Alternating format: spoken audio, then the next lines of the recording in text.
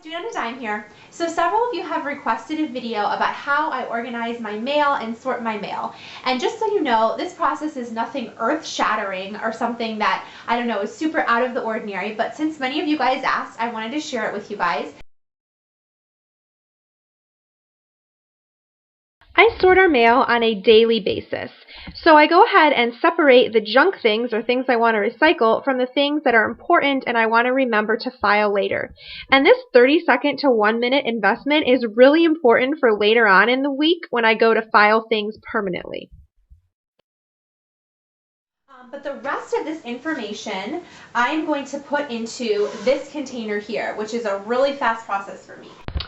So here's an up-close look at what my system looks like. I originally got the 3 file folders in here, the idea for it from a YouTuber named Alejandra Costello. She has a lot more files in her system, but I just really part it down to make it work for our family, which I think you have to do with any organizing.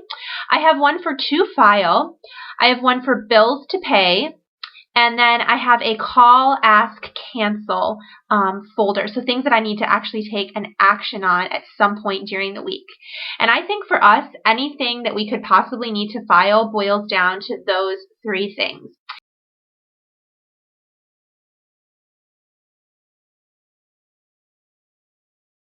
So basically, I spend just a couple of minutes a day organizing things and putting them away in the to file. And then I'm going to take out the to file section and I'm going to file it away at the end of the week. I think that the filing system that you use matters. I think the trouble that a lot of us can get into, and I was totally there before I switched to the Freedom Filer, was all of this mail that's accumulated and piled up. We tend to file based on the category. So for example, this one here is a grass treatment receipt. So if I had a file in my system that was for lawn care, I would stick this under lawn care, and then what would happen?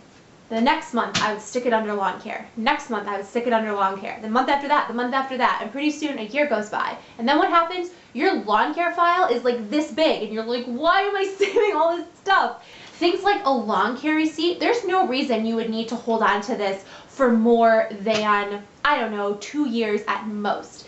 So let me take you guys over and show you kind of how the system looks. If you've seen my Freedom Filer video, you've seen a few of these things, but I'll kind of re-explain it for those of you who haven't seen it.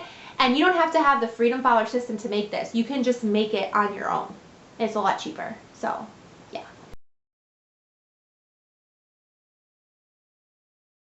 So here's the inside of my file cabinet, and the main thing that I wanted to show you guys is organizing at least part of your files by month.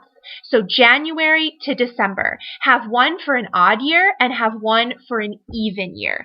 So that way you can store things like petty receipts, lawn care receipts, paint receipts, more or less small purchases by the month. So they're easily accessible. You can find them. You aren't creating extra files and more work for yourself later. Because that way, every 2 years, you just clean out what's in each of those file folders. So it's a self-cleansing system.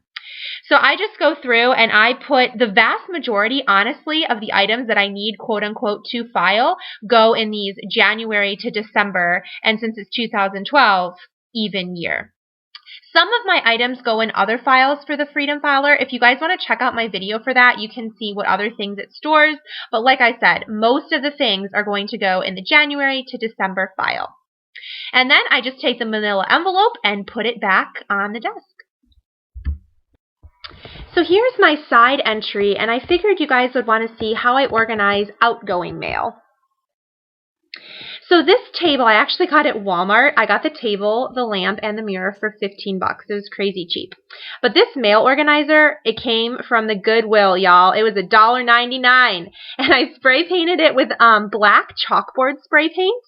And it was really easy to do. It just took me a couple of minutes, but Goodwill has tons of these types of things. It was just like an ugly wood before. And I wrote on it with some chalk. I wrote mail and a little heart, but I could write notes to my husband or anything I wanted to put on there, and it looks pretty cute. So I just use this for any outgoing mail. Anything that needs to be taken out to the mailbox, I will put in here. So as you can see, I have some checks that are in here, and I also have a letter that needs to get mailed out. And in this drawer, I like to keep stamps, and I just lined the bottom of the drawer with some wrapping paper. I think this wrapping paper came from the Container Store in a paisley pattern, but it just adds a cute pop of color to the bottom of the drawer, and I think it looks really nice.